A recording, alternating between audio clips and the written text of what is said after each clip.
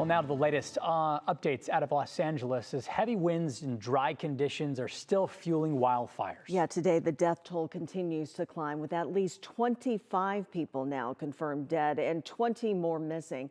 Here's NBC's Jay Gray live in Altadena, California with the latest. Good afternoon, Jay.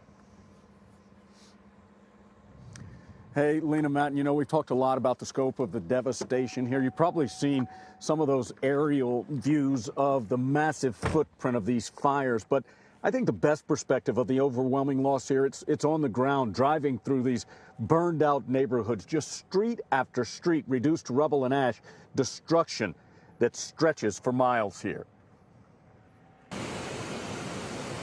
While the winds have started to ease a bit, the firefight here still far from over. There are still numerous hot spots burning within the fire footprint.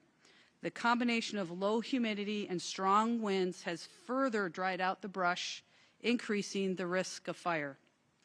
The danger has not yet passed. Teams are making progress along the front lines, but the two major fires, Palisades and Altadena, are still far from contained.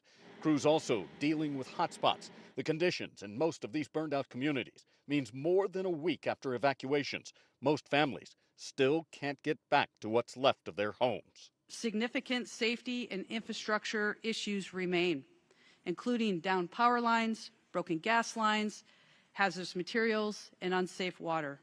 In the very limited areas where it's safe, gas, power, and water crews are inspecting lines, beginning repairs, while a handful of those forced from their homes are briefly coming back, overwhelmed by the ruins left from their lives before the firestorm.